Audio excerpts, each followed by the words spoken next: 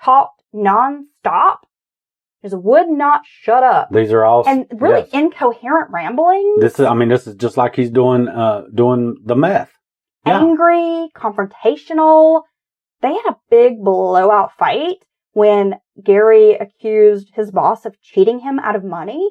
Soon he lost his job, finding himself homeless, which will be the lifestyle he lives for the rest of our story. Yes. Do you have more on Tabor? I don't.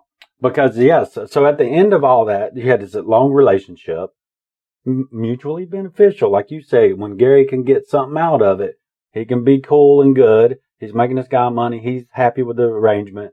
But then he gets on the Ritalin, and it sounds like he was abusing, not even just taking it daily, as if it were. Sounds like he's abusing it. I did read an article where it said he was popping them. Right. Like he's eating candy. 3 or 4. Right. So he's exhibiting all the behaviors of someone who uses something like cocaine or methamphetamines, and with all the irritability. Yeah, just leave that in so people know I'm stupid. And with all those are classic signs of that. And when he blew up on him, there have been some other instances, small things that happened. Tabor's like, this is it. I've had enough.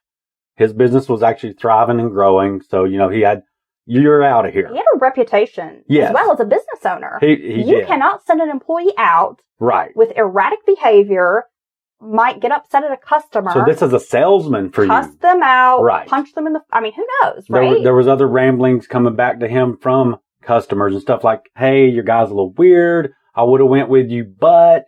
So Tabor had enough. Get your shit, get out. Paid him what he felt like he owed, Gary's next check or something. But Gary drummed up in his head that he owed him like $10,000, right? So this is probably in his rambling ass high. He's high as hell. And he threatened to kill Tabor. He's like, I'll kill you. I'll burn all this shit down. So for quite a while after he made Gary did come back and get his stuff. He initially left when he told him to leave. He came back in a couple of days, got all his stuff and left. He was very worried, and he swears that Gary, a time or two, he caught him like watching him or in the general area. Like he felt like he was following him around. He was stalking him. Yes.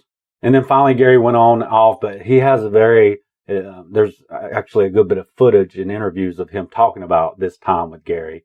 And I believe, personally, just like you said, when it's mutually beneficial for him, he can be normal and stuff. But at this point, he's older. This is when he says, fuck it. Fuck it. I'm going to do what I want. I'm going to embrace urges and compulsions that I'm feeling. And I don't care who it hurts. That's what I believe on this. Oh, yeah. And and you couple it with basically like being a drug addict. Well, yeah. Now he's used drugs, and that's I don't know what doctor prescribed him Ritalin, but, there should be some malpractice or something there. Well, I'm sure that happened a lot back then. It just seems to me like schizophrenia, that Ritalin would not be what you would give a schizophrenic person. No. And as he gets older, I know it develops early on with the males especially. Maybe his brain's devolved as far as the mental illness goes to a point where it's more in control of his thoughts and actions. Yeah, coupling mental illness with, especially untreated mental illness with drugs is never going to be a good thing. I don't know if you did. I couldn't find another period of normal in Gary's life after this event. No, that seemed to be the clincher. Yes. That was it. In 2005, Hilton abandoned a van in the Trey Mountain area of White County, Georgia. He was issued a citation, but ignored it, so a warrant was loaded into a federal database. Keep that in mind. So that though sounding like a minor offense, you're on federal land, therefore it's federal, and it goes into a federal database. Okay. So let's hang on to that thought. Okay. Because we're going to have a second episode where that'll be important. Oh. I know we've been bullshitting a lot around this story, guys, and I apologize for that, but... Yeah, we hope we're not bugging you, but we have looked at it for quite a while. We're getting a little wacky, and this is an exciting story, and, well, you know how we are. We do have a lot of extra thoughts on this one. I hope it's not too rambly, but it's a pretty big story. We say that, and then we listen to last podcast on the left. Yeah. And I'm like, well... I don't think we offended every group on the planet, right? Not yet. Rosani Milani was a 43-year-old woman from Miami, Florida, who was vacationing in Cherokee, North Carolina. Hey, we used to live there. You've been there before? I've been down by that casino. No, we lived in Whittier, but that was fairly close to the casino. 10 minutes away. On December 7th, 2005, Sassy, as she was called by her family and friends, phoned her father from the Ramada Inn Motel where she was staying. She told him her plans were to go hiking, and she was really interested in trying out the Appalachian Trail. Yeah, because that's very close to an entrance to the trail, right? Near Bryson City, Yes.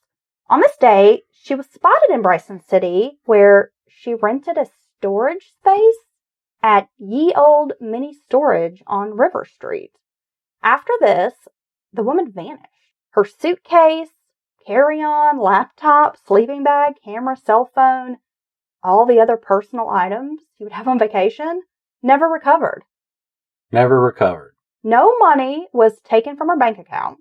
Just vanished. But 2 years later, after her disappearance, a local newspaper had ran a story about this missing woman in the area. Right. Be on the lookout if anyone knows anything, one of those call the Crime Stoppers, phone number, that kind of stuff. A store clerk recognized the woman in the picture and recalled selling her a backpack. And she remembered a rather disturbing story.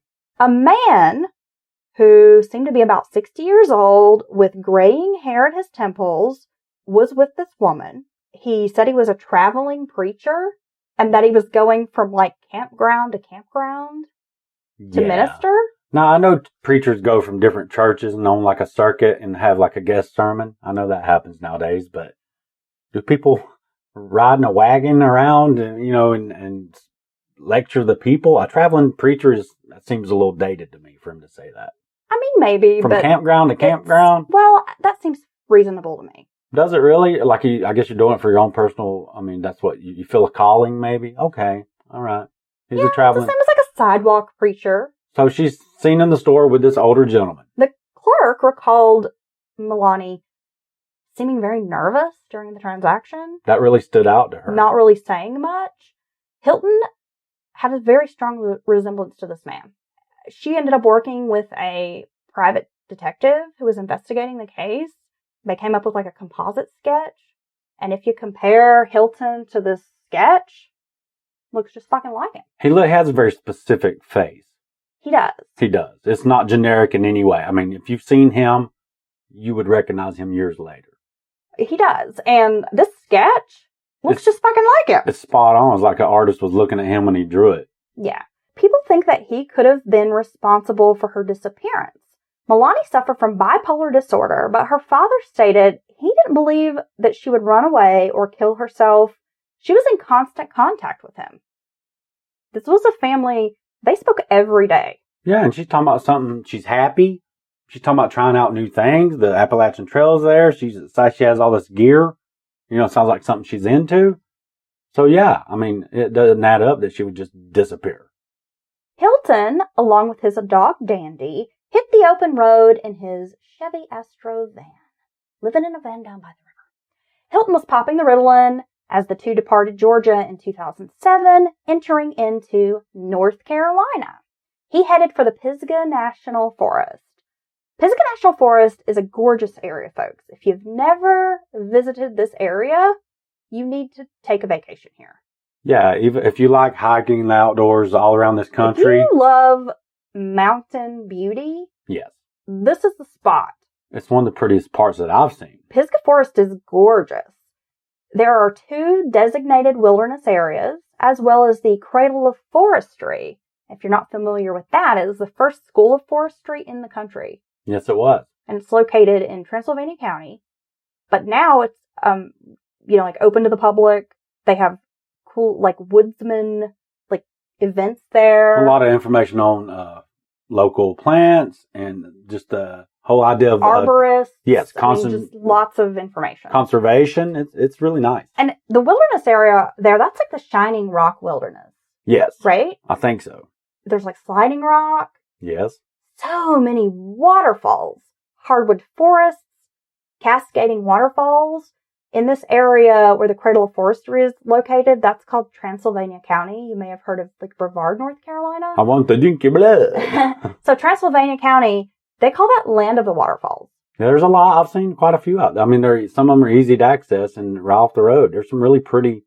I can't remember the exact number of like how many waterfalls they boast in this area. I know how many it is. How? A shitload. Hello. Yeah, it's a lot, but it's gorgeous. It is. Gary's going to the Pisgah National Forest. So October 21st, 2007, John and Irene Bryant, a couple in their 80s who had been married for 55 years.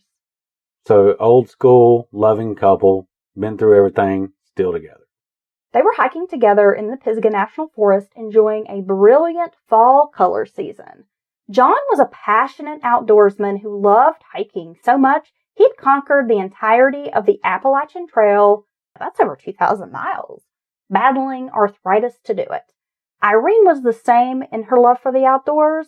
The pair was known to take weekly hikes together, and they would go on these spur-of-the-moment exotic vacations. Age was nothing but a number when it came to these two. I wonder. They were young at heart, very active, passionate, and they really enjoyed each other's company. They sound like so much fun. And they're here they are in their elder years doing what they love. I will post a photo of them together. Yes. They just look really cute. And you can tell they are in love. They're in love. Well, at some point on this nature walk, the couple encountered then 61-year-old Gary Hilton. They were only 20 miles from their home. About 50 yards from where the Bryants had parked their Ford Escape on Yellow Gap Road, Irene's body is discovered. Missing for 3 weeks, she had died from blunt force trauma to the head. She had been covered with a few twigs and leaves, but John was nowhere to be found. They did an extensive search of this area, trying to locate John. No luck. Now, a few days after the couple had gone missing, their debit card was used to withdraw $300 in Ducktown, Tennessee. The security video from the ATM showed a person in a hooded yellow raincoat. Got the hood pulled down. Yes. Oh. Kind of low, covering their face. He's aware of the cameras, obviously. Yeah. So they couldn't really make out, like, if this was John, who this person was.